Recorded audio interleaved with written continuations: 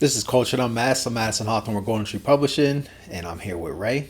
What's going on, everybody? My name is Ray, Ray's Arts. I'm a digital freelance illustrator who specializes in anime style art design. You can find me on Instagram at Rays_arts. The fully launched website, www.raysarts.com. I'm on Twitter, Patreon, everywhere. Just look me up. Yep, check him out. And Newman's not here with us today. He's eating lunch. But we'll see him on the next one.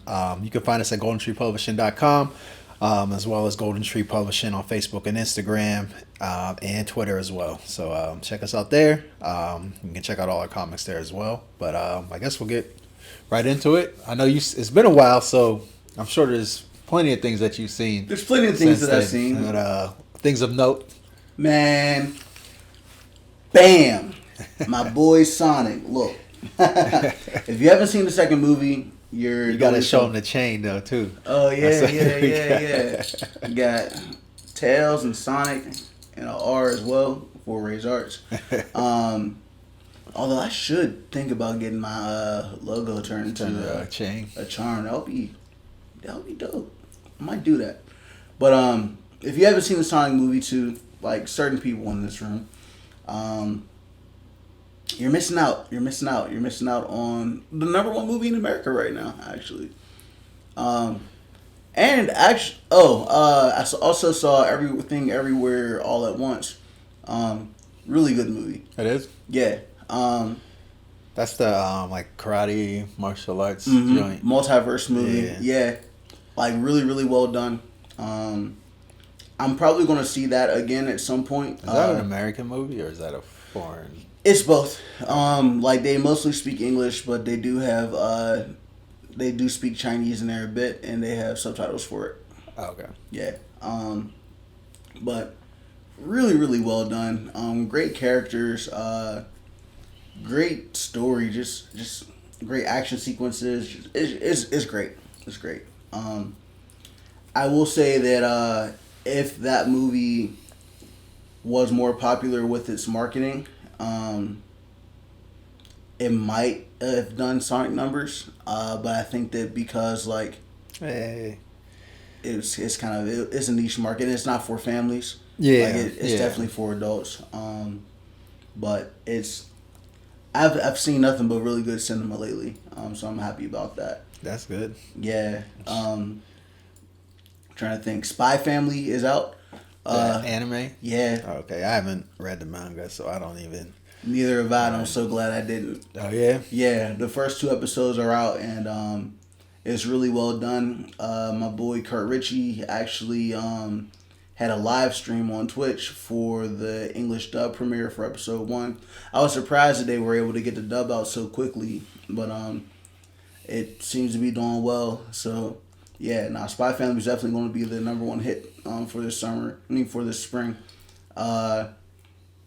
Shield Hero is back as well. It's not good so far. Yeah, dang. Yeah, I think it will eventually get there. Because, ReZero Season 2 wasn't good at first either.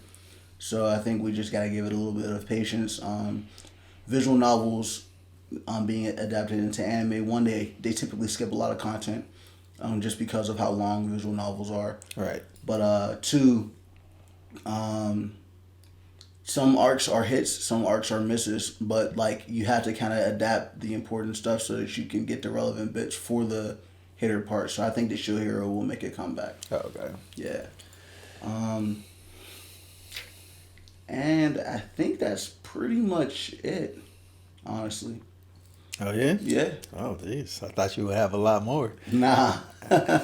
So that as long as you saw Sonic, that's what it's been. That's been the #1 goal. I've seen it an ungodly amount of times. So I don't think, man, I haven't seen too much. I saw that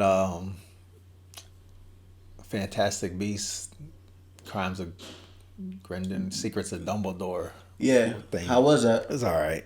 It was okay. It wasn't bad, but it wasn't. It was like a weird thing. It's like kind of contrived a little bit, some of the plot points, because I think they try to have too many characters in there, and then it's like it's like one of those, like, it's almost like a heist movie.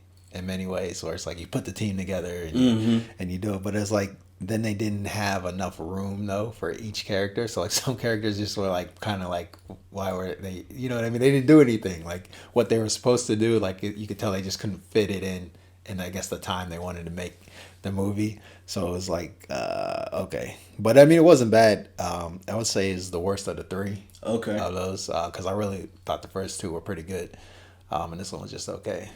We should take a day and actually talk about character bloat because I think that like a lot of movies try to do that with a huge ensemble cast, and there's ways to go about it. Right, right. It's tough too because it's not like a TV show or something. There's a time constraint where like you can have 7-8 characters on a TV show and you can give them each their own episode or something like that to kind of flush them out. But in a movie, you don't really have that kind of leeway or stretch to do it. Right, unless you're going to break it up into like a trilogy or something on purpose. Right. So, but what else? I started watching Better Call Saul again. okay. So I caught up with that. I had stopped at season 2. So I watched that. Good. I enjoy it. You know what I mean? It's the one with the dude with the list trying to make everybody like he messed up a lot of people and he's trying to fix all of this. No. That's from like the show Breaking Bad. Yeah, I know Breaking Bad. I haven't seen it. Okay, so there's a show Breaking Bad, and there's a lawyer in that, like like a shady kind of lawyer, works with criminals and stuff, and it's kind of like it's a spinoff. It's his own thing. It's like his origin story, if you will. What show was that talking about then? I don't know. I was like, yeah, there's a show where like this dude was like really terrible to people in like high school or something, and so he wrote a list and like he's going around the world or country trying to make everything right with everybody he did wrong. Dang, I don't know that show. I know that happened in A Silent Voice. No. I know. It's a real life. It's like a comedy. I know that happened in Billy Madison. Billy Madison, when he calls that guy who had the list, Steve Buscemi. Yeah. You never seen Billy Madison? No. With Adam Sandler? Nah, man. Nah. Billy Madison, Happy Gilmore. Yeah. So basically in that movie, that's what happens. Adam Sandler is like rethinking on his life, and he calls this dude he used to bully in high school. Oh, okay. And the dude was like a psycho, and he had a list of people he was gonna kill. And when he called him and apologized, he scratched his name off the list. Wow. And then he shows up later in the movie and shoots someone. He's like, "Man, I'm glad I apologized to that guy." But yeah, no, I don't know what you're talking about. But yeah, what else? I've been playing Elden Ring on the PlayStation, which is not anything, I guess, media related, but great lore. Yeah. It's really like it's got like layers and layers of lore for the world. Like it's like it's pretty cool. Like somebody wrote like a fantasy book around that. Like I guess that's why they hired George R. R. Martin. George R. R. Martin was like had something to do with it. They don't say exactly what his full involvement was, but like part of like the ideas and stuff. But a lot of lore in that, which is cool because it's like got me more motivated to work on my fantasy prose novel. Yeah. So there's that. What else? Dang, I feel like I'm forgetting one other thing, and it's just beyond me now. I think that's it. Okay. Yeah, I think that's it. I didn't see any other movies. Did I see any other movies? No, I still haven't seen Batman. Wow. But it's coming on HBO Max. Yeah. Actually, not yet. The 17th. Yeah, coming up. So I'm going to watch it then. And that's it. I got to see Sonic. We might go see that later today. Actually. Wonderful. Yeah. And then something else. Real quick with Sonic, I will say, the first Sonic movie was a movie with Sonic in it. The second one, it's a Sonic movie. So, like, if you like Sonic, if you like the lore, like, in the universe, you're going to love this movie. Cool. I like is it better than the first one? It depends on who you are. Okay. Because, like, again, like, if you like Sonic and the lore of Sonic, I think that you're going to enjoy this movie. If you don't like the lore of Sonic or you just don't know it, It's not an offensive movie by any means, but I don't think that you'll be able to get like the soaring highs that fans would get. Okay. But it's still an enjoyable family film. Yeah. And there's stuff in there for non-Sonic fans, for sure. Yeah, I mean, I think part of it too was like the first one was good, and I don't think I had the expectation that it was going to be very good. The first one was safe, and it needed to be. Right. You know, like it told a story. It told a buddy cop cartoon story. Basically, Yeah. But with this one, like a lot of those elements, they're still there, but not as important. much. Yeah. Yeah. So, yeah, no, I'm excited to see what you think. Yeah. I'm excited to see it, and I think that Doctor Strange is coming out soon. Mm-hmm. So there's a couple movies. Maybe maybe movie theaters won't go under completely. Nah. I'll put it to you like this. So I saw Sonic 4 times. That's the ungodly number, guys. None of my showings were empty. Like, I would get my tickets early in the day, and I would be the only one in the theater, or like whoever I was going with would be the only ones in the theater. And by the time that it actually came time to go, packed. Oh. Like, I had to tell some fools to get out of my seat. Like, okay. Yeah. You know what though? I don't like that no more. How you gotta pick your seat before you go in. Yeah. Because you don't know who's gonna I like back in the day when you just bought your ticket and walked in and looked around, see where you want to sit. Yeah. You know what I mean? Like now it's like you pick a seat and it looks like it's a nice seat, and then you don't know. Then all of a sudden somebody else who's like, who knows? Someone that doesn't make your movie that enjoy is like sitting right next to you. Maybe they got popcorn going everywhere. They're eating without taking breaths in between. They're making all types of noise. Like now it's like, damn, and I'm like stuck in these seats. Yeah. Especially if it's packed. But yeah. I didn't think about it like that. That's funny. I just look at it like prime real estate. I got a great seat in front of the screen. But yeah, you're right. I don't like to sit next to the crowd people can if be I don't got obnoxious. to. Yeah. Right. But or somebody like mad tall sits in front of you. Yeah. And it's like, damn, man. Like before I just get up and go to another seat, but then I might be sitting in somebody's seat. Like right. That thing, But that's a whole nother thing. I'm trying to think anything else. Young Justice is back. Oh, okay. Yeah. New episodes? Mm-hmm. It's serviceable. Yeah. Yeah. I thought Young Justice was alright. It's not something I really got into. I think season 1 and 2 are prime Young Justice. I do appreciate HBO for creating a 3rd season and this 4th season. But I feel like,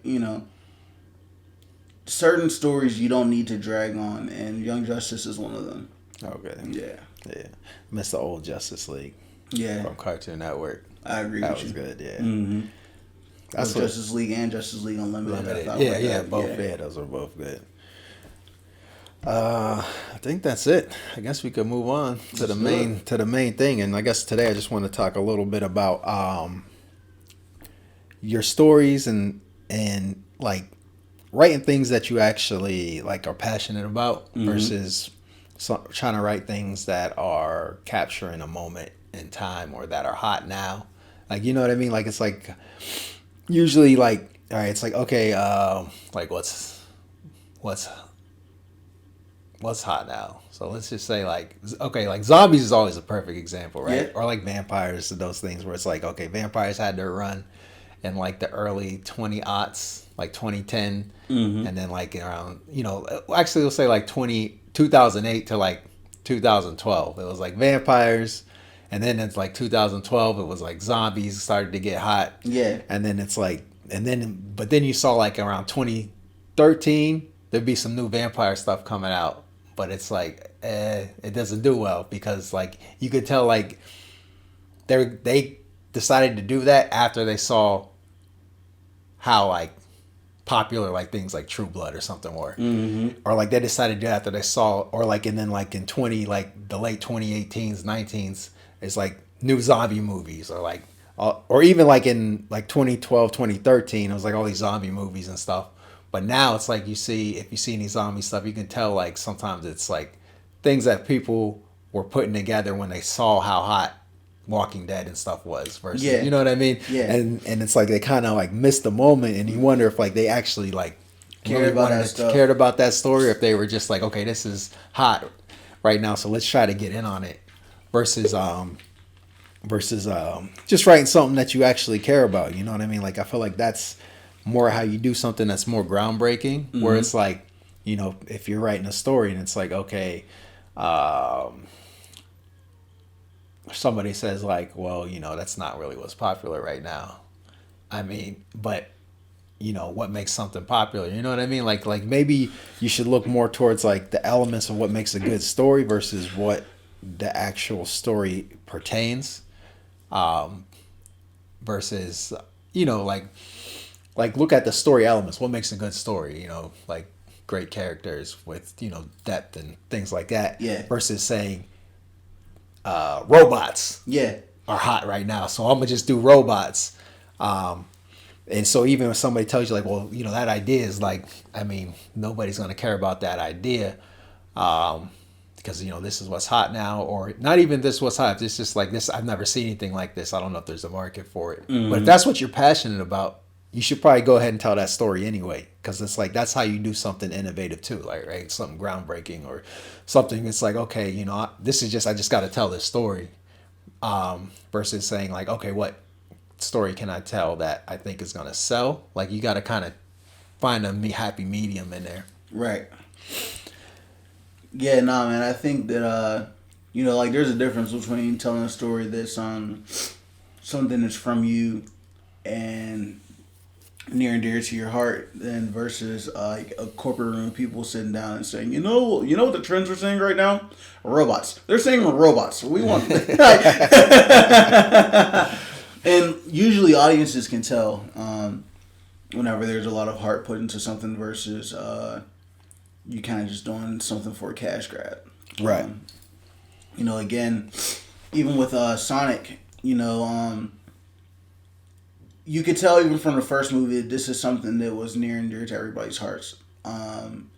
With them taking into consideration the fan reception with the character design or character redesign. Although I am interested to see what Tails and Knuckles will look like in the old school design that they had. But, you know, like, they listened to the fans in a way that wasn't super corporate. Right. And almost, like, their entire movie could have tanked because of the extra money that they had to put into it for the redesign. I think they've spent a couple million on it. Yeah, because, I mean, it's all CGI effects, Yeah. so it's like you're redoing every frame of that character for the most part. Exactly. But they then did something else that I thought was really great. They hired Tyson Hess, which, like, he's done several Sonic animations. He's done some cover designs for the IDW and Archie. I think Archie, but I know IDW.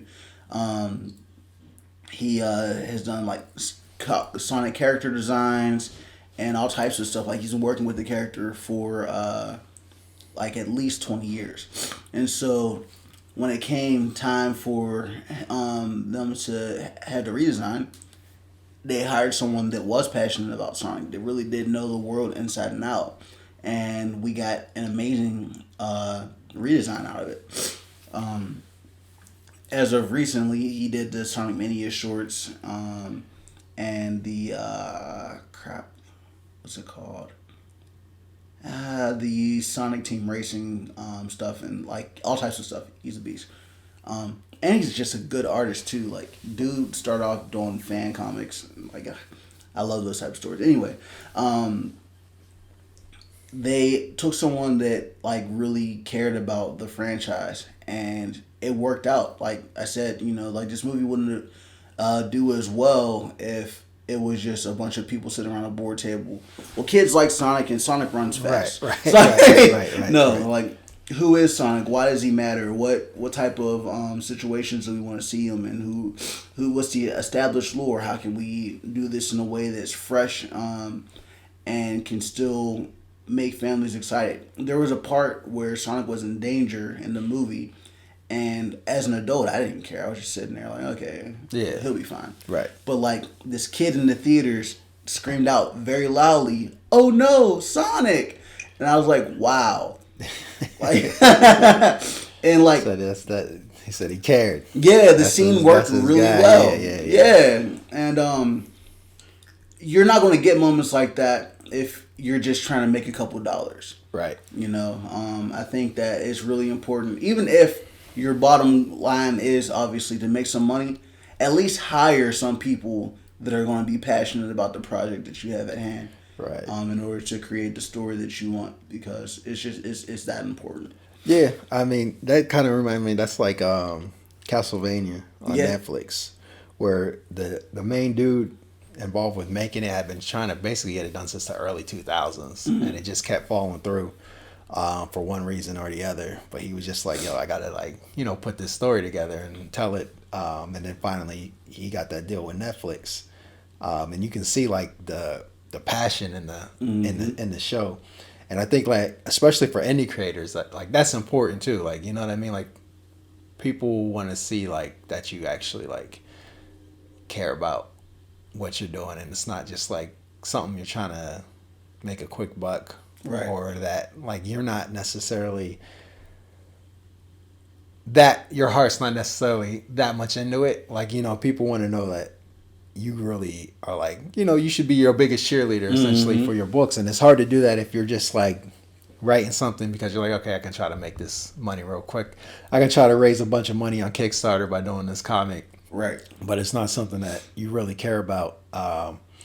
People are going to be able to also see that in how you like approach, marketing and talking about it. Like, people can get a vibe as far as like how much you actually care about your own story. Like if you think your story's worth telling, and more importantly, I think you're more apt to get something done that you're like really passionate about. Yeah, you know what I mean. Versus if something that, and you're more apt to kind of get it done, right as well.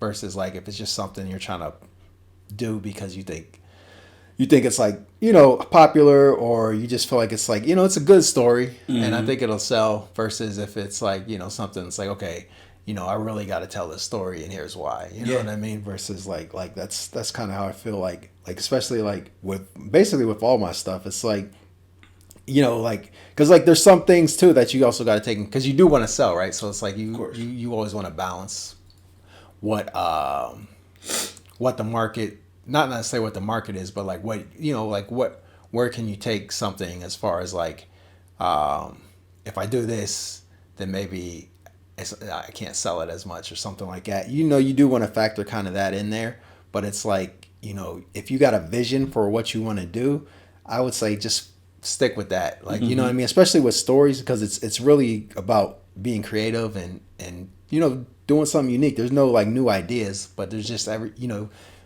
it's just your own take on something, right? Because like every story's kind of been told in every which way and form and format, but now you're kind of just basically telling whatever your story is and putting a spin on it, and like just having that passion. Like I mean, even like if somebody like, because like I can use an example for Unicorn Melee or ETA, where it's like, okay, Unicorn Melee, people are like, okay, this is actually, it's a real fun story. I really like it. But it's like, I don't know, it's like right. So in it, it's a 17 plus comic just for language, right? If I took the language out, it would be like a PG-13 type of deal. Right. And so people are like, well, why don't you just do that? Because then your market will be bigger. But I'm like, that's not really where, like, I plan to make 3 of these, and that would take away where I'm trying to go with it. Right. This is like more for, it's going to be more for adults. Like this is just the beginning.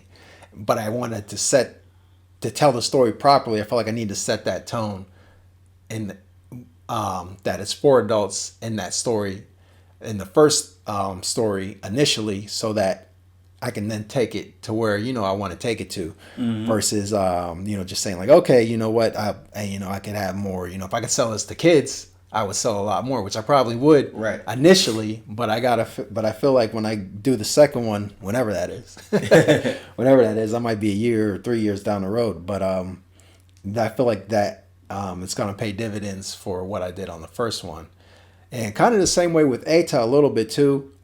Just in that like. A lot of the feedback I got is this is like a really great story, but it's like I don't know, I don't like this main character, and I'm like ready to tap out on him. Yeah. You know what I mean? But it's like, okay, but fair enough. I was like, I It got is a great story. and say, yeah, but I got to keep it this way because you're not going to tap out on the character. You just got to get through like basically the first 2 issues, Right. and then it kind of brings you back. But it's like, you know, just telling the story kind of how you want to tell it, but also, you know, still taking notes. Like, you know, I mean, if there's like a consensus on something where like 10 people are like, this doesn't work, then that's just constructive feedback. Right. You know what I mean? That shouldn't take away from your passion. That should just give you maybe a red flag on how you're telling your story, versus if it's just like some things where people are like, oh, you could get more sales if you did this. You know, if you made this character more likable, you could do more sales. But then it changes the story. It's not something that, you know, that I would be necessarily passionate about telling if I had to change essentially how the story flowed. Right. And then I think that would detract from the story itself. Yeah, and I think it's a lot easier to do that here than it is to do like in Japan with like a Shonen Jump, because like if like essentially, I mean, Shonen Jump is corporate. Like, don't get me wrong, like Right. we got Dragon Ball, you know, we got My Hero Academia. We have things that are really important to the culture of anime from Shonen Jump. So very thankful for them. I don't detract from them by saying this, but they are very corporate. They are very, hey, this character is not doing well. You're going to have to either improve this character or figure out a way to write him out of the story. And that's, yeah, I mean, that's kind of the job, right, of an editor. Yeah. If they would, like, they're trying to make money. Yeah. You know what I mean, for the comic. But, yeah. Yeah. So, you know, like, that's got to be a bit tougher. Whereas, like, here in America, especially, like, with indie projects, we have more say, especially, like, if we're utilizing, like, Kickstarter and Patreon and things like that to fund our projects. We may have an editor, or our friends may be our editors. And so you don't really have, like, that level of pressure that someone does have over there. But I will say, like, as I was saying that, I'm reminded of the whole Jason Todd debacle. When he was created, he was a very unlikable Robin. And the fans actually were able to vote on, do we want to keep him or do we want to kill him? They wanted that man to get hit with the crowbar rush so it or bad. flush it. And Cuz got beat to smithereens. Said hot or not. Yeah. But it ended up working out because, like, without that level of input and pressure from society, essentially, we wouldn't have the Red Hood like how we do right now. Yeah, I mean, yeah, that's part of it too. I mean, like I said, that's kind of like taking feedback. I like back in the day, Marvel and DC used to have, like, you know, they let people like write in and tell them what they thought about the comics and things like that, and they would maybe even take in a suggestion of, you know, what people were saying. Like, you know, People too money hungry now; they ain't gonna do that anymore. Right. Yeah, I mean, there's that, and then there's like, I mean, it's just a different landscape now with that, but. Yeah, like I said, it's like kind of like balancing that, right? Like, I mean, it's one thing, like, if you're, like, say at Shonen, you're already published by them. You know what I mean? You're already working for them, Right. and so they're like, in many ways, if they're telling you that something's not going to work or you got to change something, it's because, you know, obviously, like, your numbers are probably not where they want them to be. Yeah. So they're like trying to get it up so they don't have to cancel you, right? Because Right. they'll pull the plug. Like, I mean, that, you know, when you get into that kind of level of business, you definitely kind of got to take that into consideration. But those people are already kind of in there, right? Like, so like so like the creator of any person published by Shonen definitely had a passion for their story to get it in there and to begin with, right? And then once you get the ball rolling, then you can kind of take that business aspect of it where you're like, okay, maybe I should, or maybe I need to add a character, or like how many times have the Ninja Turtles tried to bring the female turtle out? It just never works. You know what I mean? I feel like they did the very last time. I feel like it was pretty good, but that was a short comic run though. Right. But, like, you know, it's just like, you know, feedback for that, like when you're already in it, but those, you know, like I said, those people are already going to be passionate about kind of what they're doing. It's not like they're like, okay, let me cherry pick what's all hot for Shonen. I'm going to put my story together here. Right. It's more like, I'm going to put my story together. Oh, this would be great for Shonen. You know what I mean? Like kind of, it's kind of in that way, versus doing it the other way. And like you said, when you're indie though, you don't have really any of those constraints. Right. Which really gives you a chance to kind of, like I said, make something unique. Yeah. and kind of push the limits of whatever you're trying to do, because I mean it's technically, right, it's on you, especially if it's all you, right? Yeah. Like if it's not like you can be an indie creator at Image and they'll still have like probably a decent amount of say in what you, even though you own everything or something like that. Image is probably, the editors are still going to have, like I said, a decent amount of say, even though you're technically indie into what you do with your comic or what you put out, because they'll always be like, because they'll always have that power to veto. Yeah. Your project, basically. Like, you'll still own it, but they'll be like, we're not publishing it no more. So then that gives them some say. But if you're not doing that, like if you're just doing it all through yourself, then you can, I mean, the sky's the limit. Yeah. You know what I mean? There's no barriers really to the type of story you can tell or how you want to tell it. And I think that adds to the kind of the passion. That should add to your passion to kind of push your story that you really, really want to tell. Like, nobody can tell you that you know what I mean, this isn't going to work or that. And then, when you make it, and then you can let the people read it, and then they can tell you if it worked or not. You know what I mean? And if it doesn't work, then it's okay. The next one. Yeah. You know what I mean? Yeah. Just never give up. Right. But anything else you want to add to that? Nah, man. I think we covered it pretty well. Cool. I think that's about it for me. Just tell stories you're passionate about. You know what I mean? Like, tell stories that you really want to tell. Don't let people discourage you, tell you something's not going to sell or something's not going to work. And also try to discern between when someone's like, when it's like someone's trying to give you practical advice though too, because there is that kind of nuance where someone's like, okay, maybe you shouldn't do it this way. Yeah. Like, maybe you shouldn't. Maybe your first comic shouldn't be, your 160 pages, because it's your first comic. Yeah. And when are you gonna get that done? Versus someone saying like, oh, your idea is that's not gonna work. And who wants to see that? Like, you know what I mean? Like there's a difference between someone trying to give practical advice on your approach to telling your story versus someone telling you it's not keep gonna your day work. job. Right. No, yeah, I think what Dr. Seuss got, it was either 100 no's or 1,000 no's or something like that before he got one yes. But that one yes was all he needed to become who he is. He's a little controversial now, but the Cat in the Hat still wouldn't have existed if you would have just listened to one of those no's. So. Right. But yeah, I guess Ray, you want to tell people where they can find you at one more time? Yeah, again, my name is Ray's Arts, digital freelance illustrator. You can find me on Instagram at Rays_arts. You can find me on my website, www.raysarts.com. I'm on Patreon, I'm on Twitter, I'm on Fiverr. Don't hire me there because I'm probably not going to take you. But I'm everywhere. Just type in Ray's Arts on Google and you'll see me immediately.